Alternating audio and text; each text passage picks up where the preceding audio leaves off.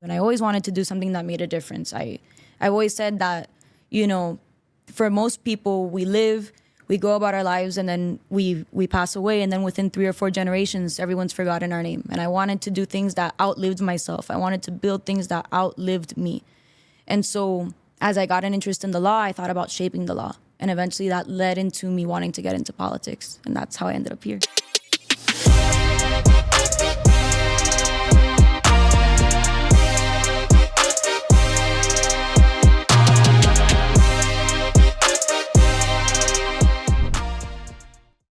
Welcome to the Set Apart Podcast. My name is Oscar. I'm the host of the show, and I'm the president and founder of John Bell Construction.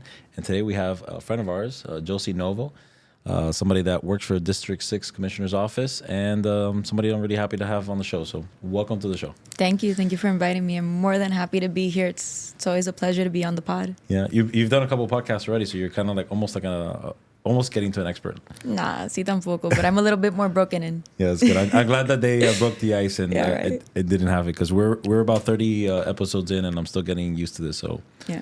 But I'm glad you're here, and I think a lot of people want to know a little bit more about you. So tell us a little bit more about you. Well, how can I start? Well, Just introduce yourself. well, my name is Josephine Novo, Josie for those who know me personally. It's what I prefer to be called. I'm a Cuban-American activist, former REC, Republican Executive Committee, District 24 Committeewoman. I was on the ballot this past August. I'm also the creator and director of the documentary This Is Our Story, Operation Peter Pan. And I'm the very proud daughter of Stephanie Amanedo and Juan Novo, 2 very hardworking Cuban entrepreneurs. And I'm very happy and honored to be the product of them, their raising, and their success. Oh. So that's a little bit about me. That was good. Listen, you can cry on the show. I cry almost every show, so you're more than welcome. When I start talking about my family and everything, it's okay. We met through the District 6's office, the commissioner's office. Tell us about your role there, and how did you even get into politics? So I've been really blessed over at the District 6 office. They've given me the opportunity to do so many things, kind of like a jack of all trades situation. Manny, Christina, the commissioner, the whole crew has given me a lot of trust, and they've given me so much responsibility over at the office, and I'm so honored and pleased that they've come to give me those roles. I do a little bit of legislative work, some communications, some constituent work. I did constituent work for a good while after our beloved Sonia Castro, our constituent services director, passed away. She really was a guide in that office, and I loved her so very much. And I don't think that I'll ever forget her, because she was you knew her, Oscar. She was an amazing person, a people person. And she took me under her wing in those months that I was there. And so I had taken over her work after she passed away suddenly. And I did a lot of constituent stuff in those following months. And I still do a little bit of that. So I'm very honored and pleased to be serving the constituents of our district. And then in terms of politics and how I got here, I was raised, like I said earlier, by entrepreneurs, right? My parents are business people, and they developed that business alongside me. My parents got married and had me almost right away, and we owned Metro PCS stores and real estate holdings. And they built those stores as I grew up. When my parents got married, there was only 1 store, and the other 19 of them were built with me, and I was raised in them. I fell asleep in those stores many times as they were under construction, as we had to stay late attending to things of the business, whether that was accounting or inventory, anything like that. And so when you grow up in business in the corporate world, especially Metro PCS, which was a franchise, and you don't often think of franchises as being mom and pops, right? But they are. A lot of franchises, McDonald's, Metro PCS, AT&T, those are franchises that are owned by your average people, and those are mom and pops. They're mom and pop corporations that have expanded into those areas. And so I had the pleasure of being able to grow up in that atmosphere in the corporate world. And so when you grow up with business people, you grow up with people who are interested in the economy, who are interested in politics, who are interested in the world that's around them and what's been going on and how that's going to affect them and their business and their livelihoods. And so I grew up being in those board meetings with them. I was the only 6-year-old in a board meeting. And I still remember being there with the executives and the CEO and everything, and my parents bringing me in. And they would look at me and they'd be like, "Oh, Josie, how are you?" And they'd shake my hand, and it was adorable. And I learned to read and write in those stores. I I learned how to do math by giving change to customers, and I learned to read and write by using the computer and charging them and reading the sales tickets and trying to advertise our phones to them, and that was everything to me. And so you just kind of grow up in an atmosphere where politics is always the center of things, or business is always the center of things, the economy is always the center of things. And so it was always an interest growing up. And as I got older, I got a larger interest in the law and what it means to actually shape the world around you. And I always wanted to do something that made a difference. I always said that, for most people, we go about our lives, and then we pass away, and then within 3 or 4 generations, everyone's forgotten our name. And I wanted to do things that outlived myself. I wanted to build things that outlived me. And so as I got an interest in the law, I thought about shaping the law. And eventually that led into me wanting to get into politics. And that's how I ended up here. Wow, that's such an incredible story. How do you think we'll talk? There's a few things. That was a lot, by the way. I'm sorry. Your mom and dad. Do you think that they really knew what they were like shaping in Josie like at that time, or do you think they were like, I don't have somebody to take care of her and she just has to be here, and they were just doing their thing, or were they really intentional? They were very intentional. My parents were actually the exact opposite. It was not, oh, she's here so we have to do this. It was the opposite. We want her here because we want to take an active role in her life. And they've said it to me since I was little. They say, well, my mom says it to me now after that my dad has passed. But she always reiterates it now, that it wasn't because they were for a lack of babysitters, but rather because they wanted me there. They wanted me to grow up with them in the business. They didn't want me to just grow up with a nanny or with my grandparents and then for not have an active role in my raising, right? They wanted me to be in that atmosphere and to learn from them, and they felt that it was under their wing that I was best raised and educated and instilled with values and hard work and motivation. So it was very much intentional on their part, and they wanted to shape me. And I think that has been a success. Yeah, I think so too. How did you see like law and like government affect, your mom and dad? Like, do you remember like the first time that you saw that, like, oh wow, politics and government can really affect, the private sector and businesses? Do you remember that? Yeah, I mean, the first presidency that I really have an active memory of is Obama's presidency. And we know that the recession hit during that time. And so I really saw how that affected our businesses and how that shaped the business model of Metro PCS, and how we went from, probably shifting into not just this brand new baby company, but shifting into more of an affordable brand unit. Metro PCS before came about on the scene after Southern Bell and Bell South Mobility had left, and they were the first company that offered no contracts for a cell phone line, and that was their big appeal. And then post-recession, we saw ourselves moving into, well, let's specialize in Android, let's specialize in Android tablets and all these sort of things, and like make ourselves affordable to adapt to this. And so that's amazing though. Yeah. A lot of Obama's economic policy affected the way that the company at large acted, and the way that we acted as business owners, and the way that we even acquired property and handled tenants during that time. Oh wow. Yeah. Do you think that the time that you were as a committee woman, that the laws that you were like trying to affect or work on, do you see any did you see any change in that? Did you see fruit to anything that you? So as a committee woman, so the Republican Executive Committee is not a post that's very well known. It's not very popular, and I said this to a lot of residents as I was campaigning this year in August. What we do is not very well known. It's not very popular, and it's not super powerful, but it does make a difference. Why? Because a member of the Republican Executive Committee, when they are doing their job, should be promoting the party and should be helping get good Republicans into office. And so if I, as a committee woman, backed a corrupt person or a lazy politician and they get into office, that in turn affects your quality of life, right? Because that person is not doing what they need to do in whatever way, shape, or form that is. And so I gave that backing. I gave the backing of the party to that. And so that's our mission, to grow the party and to help push social initiatives. Each of us have our little niche. For me, it's always been the Cuban activism, the anti-socialist, anti-communist activism, and then also for disabilities. My brother is disabled, and so that's been a very big part of my life and what shaped me and how I moved through everything.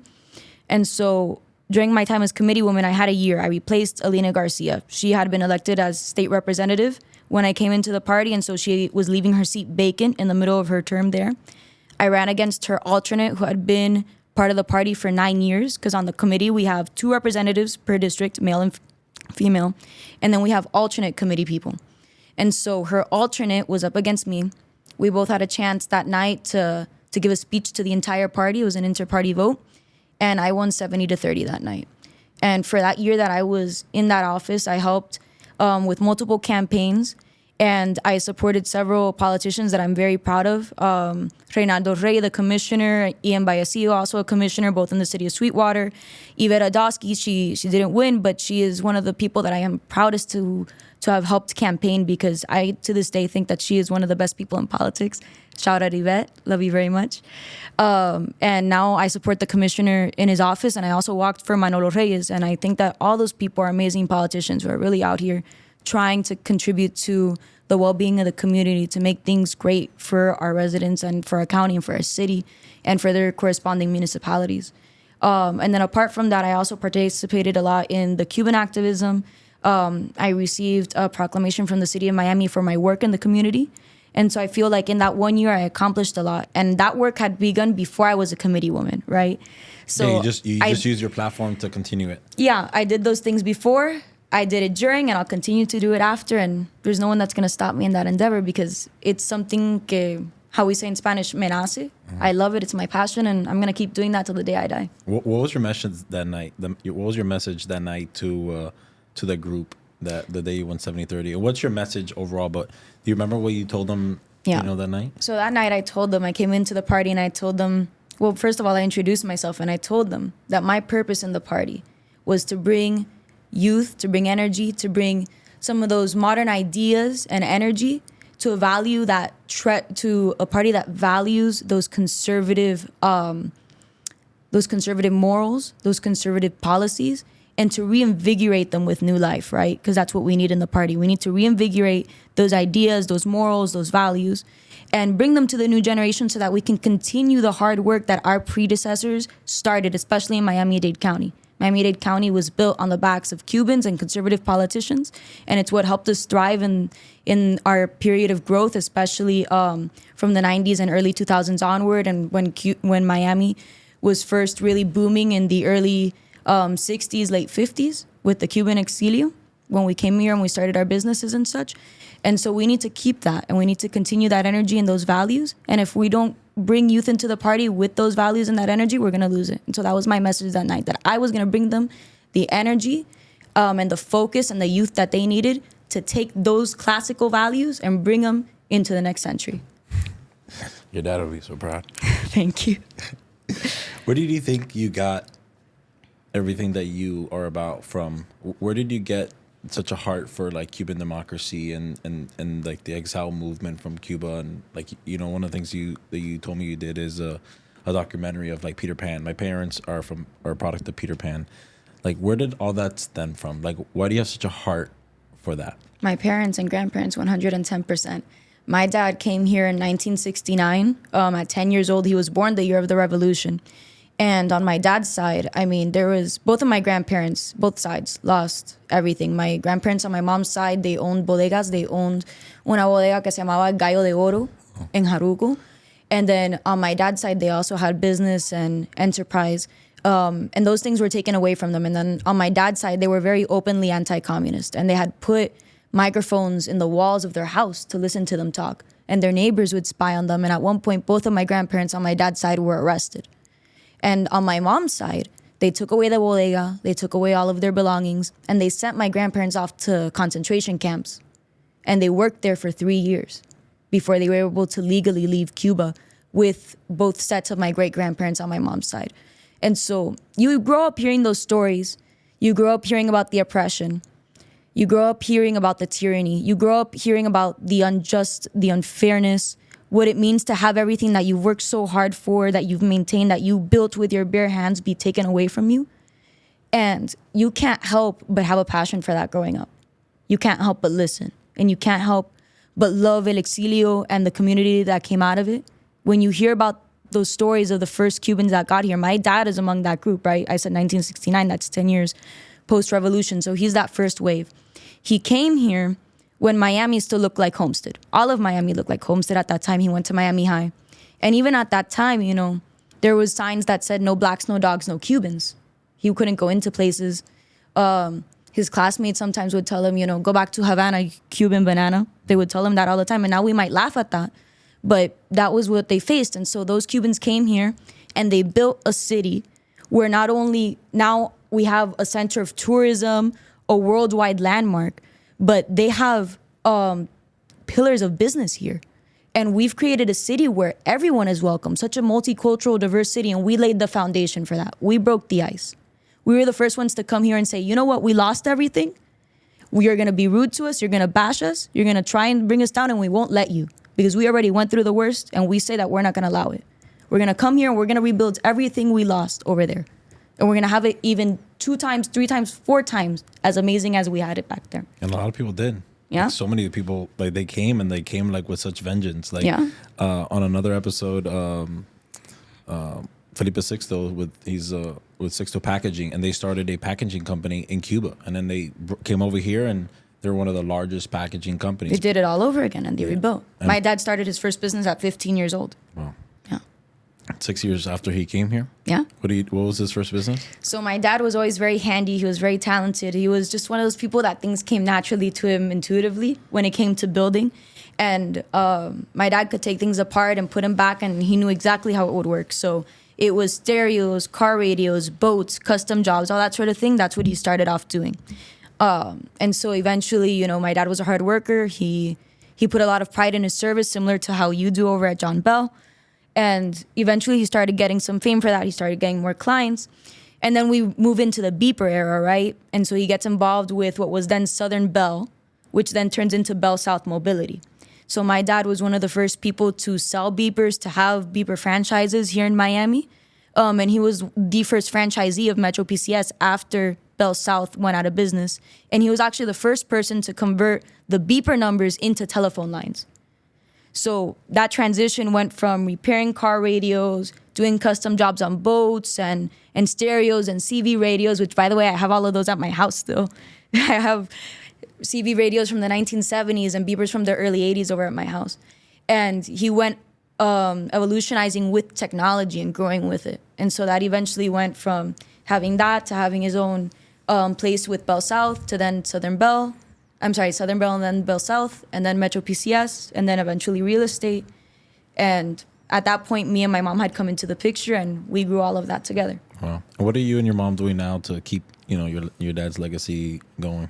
We keep it running. I mean, listen, they built those 20 stores together. My dad only had 1 store when my mom when they got married.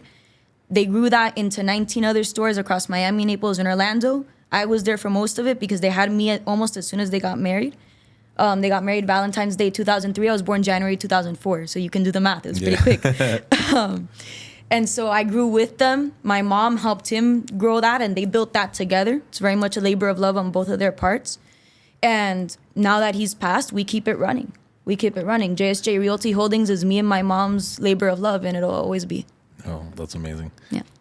What do you see yourself being in the future? Because, you know, it's a labor of love with what, you know, you guys have in the realty company and what you and your mom are doing, but you're also kind of doing your own thing. And you're keeping somebody else's legacy going, but you're also creating your own. How are you like managing that, and what do you want for like yourself to be able to do and to keep, you know, going and creating your own legacy? My first love is business. My second love is law and politics.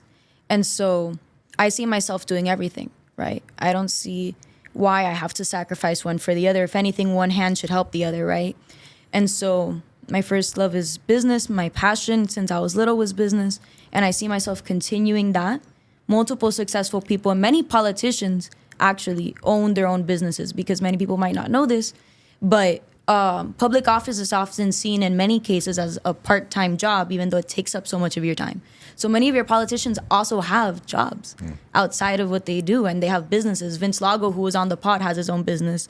Others, the commissioners over in Sweetwater, I believe one of them owns an AC company. Another one owns a security company. And so we have entrepreneurs and workers left and right here.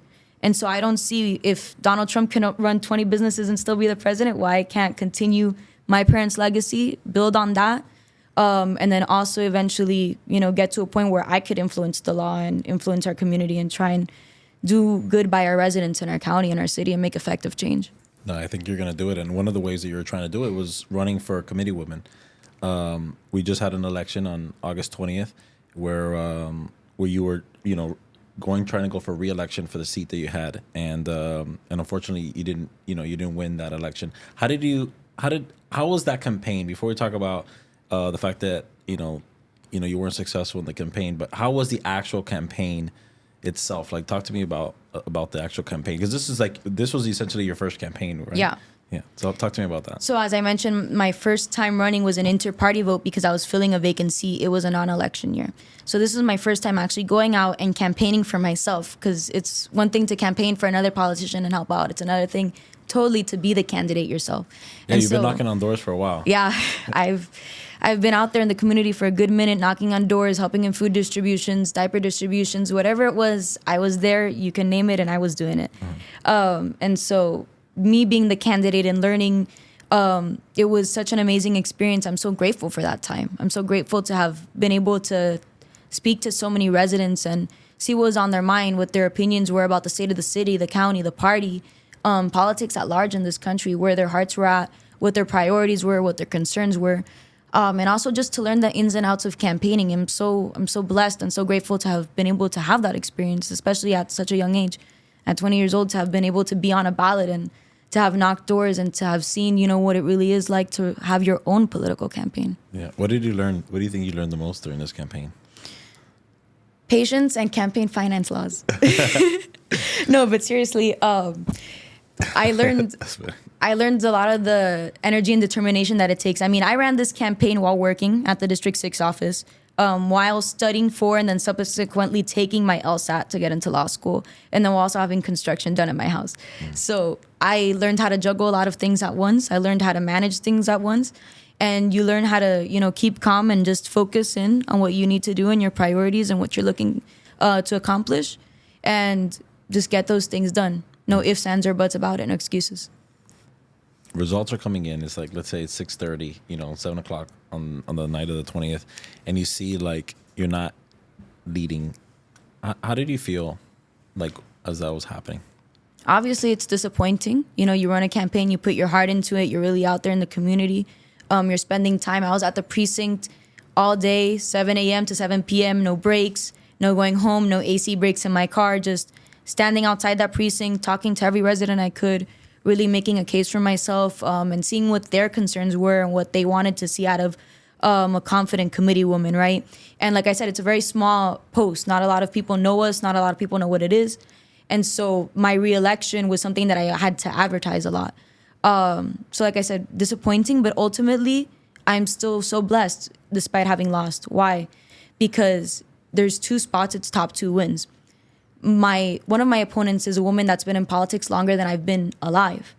And so I was on the ballot with her. And so that's an entirely different experience, and it's wonderful. And then also, so Stephanie, who was the 2nd place winner, me and her had a margin of a 62 vote difference.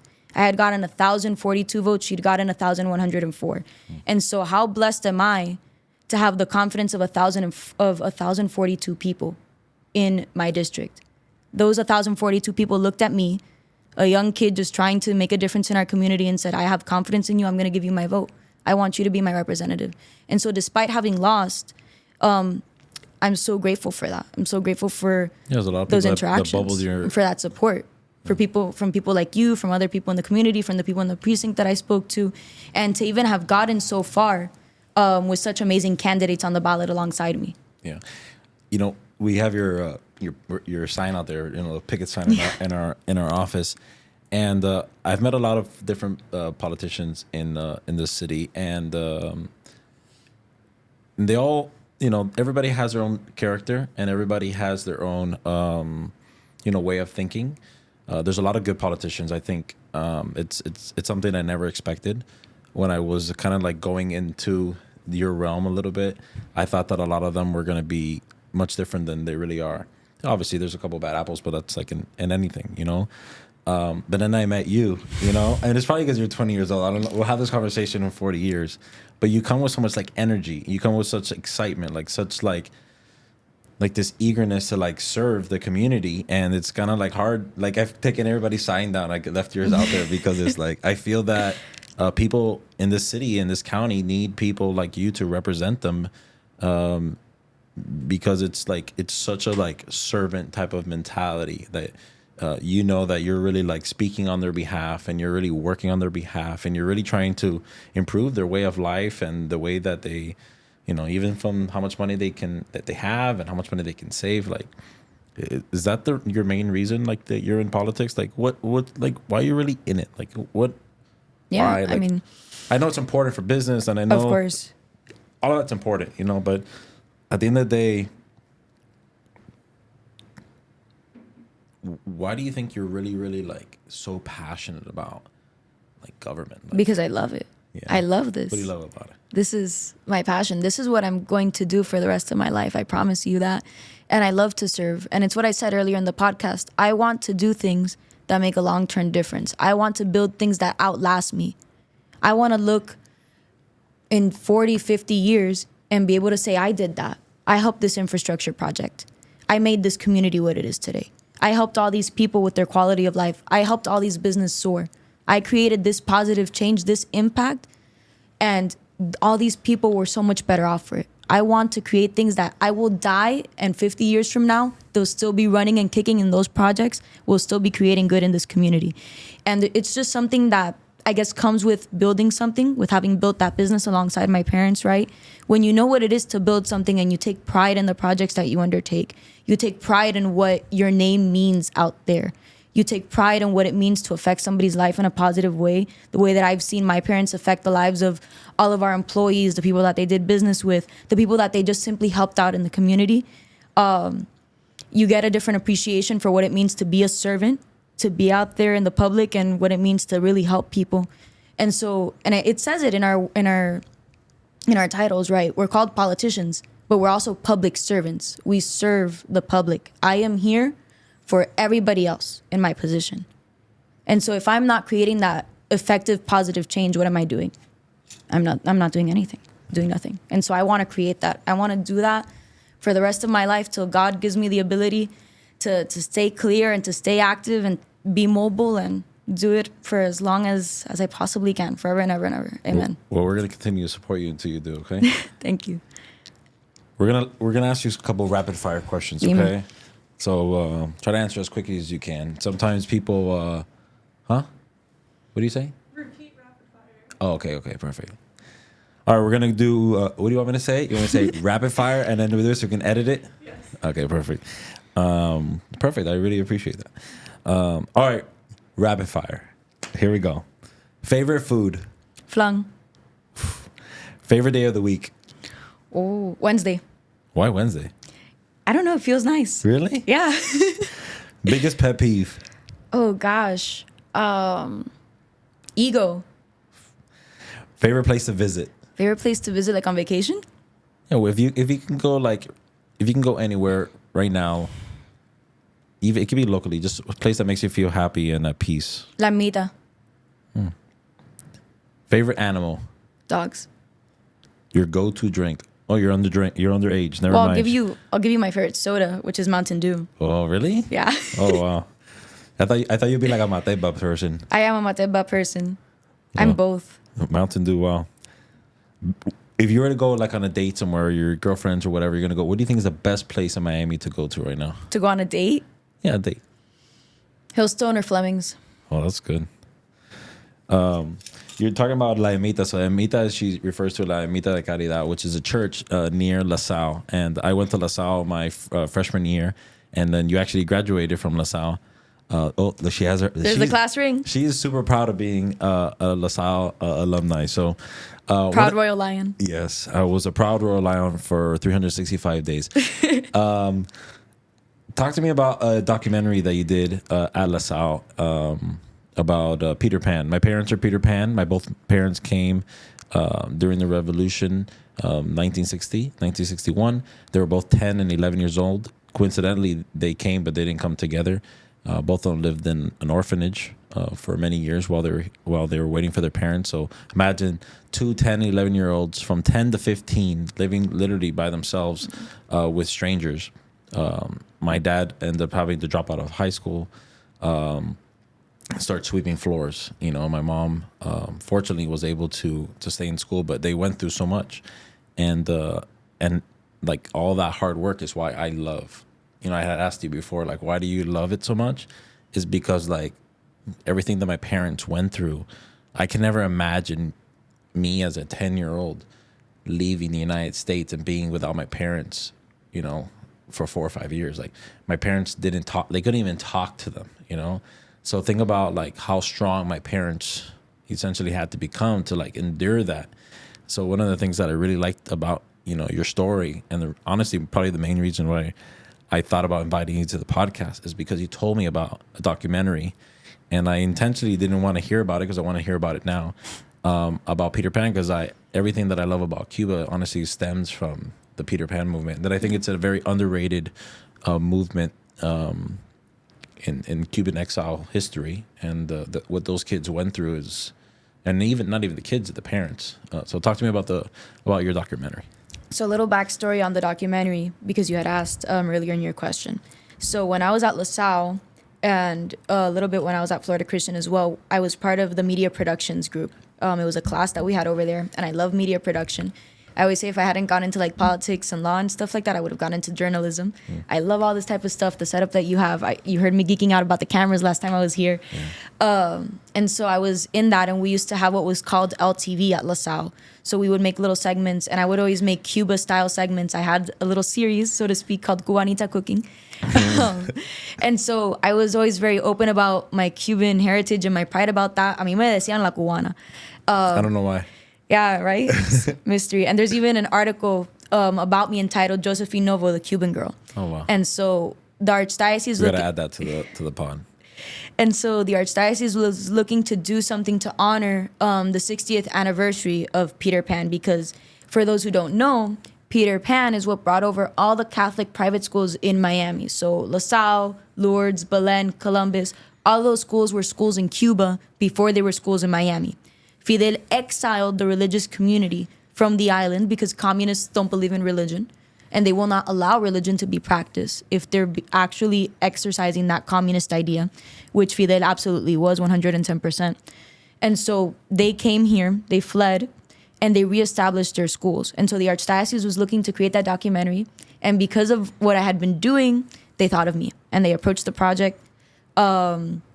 And they gave it over to me, and they told me, you know what, like, this is your vision, we trust you, here's total creative control. And so I did that at LaSalle, and I was so fortunate. I was able to interview such amazing people in our community, like Max Alvarez, the owner of Sunshine Oil, Carmen Valdivia, the director of the Cuban-American Museum of the Diaspora, and other members like Frank Angones, who was the first Cuban president of the Florida Bar, and others such as members of the clergy, Juan Pujol, who is a local businessman. They had such incredible stories. And so I interviewed those 6 former children of the program. I did the documentary by myself. So I shot everything, I edited everything, and I interviewed everybody. So that was totally 100% me. Just getting out there, talking to them, and really putting everything, my heart and soul, into that documentary. Because another one of the desires of my heart was to do something to give back to the Cuban-American community. I wanted to create something to give back to my roots, to give back to the community, to educate, to honor, and to commemorate. And that was the documentary. I was given that opportunity, and I ran with it 110%. So we did that. That was proposed to me at the end of my junior year, and we started doing that. I edited throughout the summer. It was released at the beginning of my senior year, and that was during the pandemic. So some of our interviews even had to be over Zoom because of the pandemic rules and stuff like that. My entire interview with Max Alvarez was done over Zoom, but it was still spectacular nonetheless. I mean, me and Max talked there for about 2 hours, and he's just an incredible human being. And listening to all of their stories was so humbling and honoring, and it just really opens your heart and your mind to what it means to live under communism, what it means to suffer under a dictatorship, and such appreciation for our country as it is right now. Even though we might have our issues, I mean, we still have to honor and love the freedoms, the liberties, the privileges that we are given as Americans under this flag, and what it means to be an immigrant and to still be able to come here and call this your home just the same as the place that you were originally from, and to build something from nothing. So yeah, that was a documentary.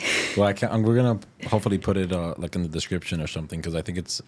I can't wait to watch the doc. Is it on YouTube? Yes, it's available on YouTube. It's called "This Is Our Story: Operación Pedro Pan." Awesome. I think my parents would. I'm sure they'll watch it, but it would probably make them cry, because it's like, was it sad? Like, what was the vibe of it? Well, I mean, yes, there's sadness to it. I mean, my mom didn't even come through Pedro Pan or anything like that, and she cried during the documentary. But it was that documentary is like my love letter to the exilio. Wow. That's cool. And I hope to keep making projects like that in the future. And I have a couple stored in the back of my mind, but you guys are gonna have to stay tuned for that one. Well, you let us know, because we love a good story, and especially when it has to do with Cuba. Yeah. We did one recently, and it's never been really shared, but we really have a big heart and appreciation for what the exile community, especially the Cuban exile community, has done for us. So as we wrap up, I kind of know the answer to this, but I think we should. I want to hear from you. What do you think sets you apart? I think part of what sets me apart is my drive, my motivation. I never stop. And so a lot of that is just the values that I was instilled with, the way I grew up, but also just God-given motivation and energy. I mean, my heart was set on the things that I've talked about in this podcast, on making our community better, on creating the projects that I've created, and continuing to do the work even outside of my Committeewoman title, because that's not going to stop. I'm still going to go, and I'm going to do the work in the community that needs to be done.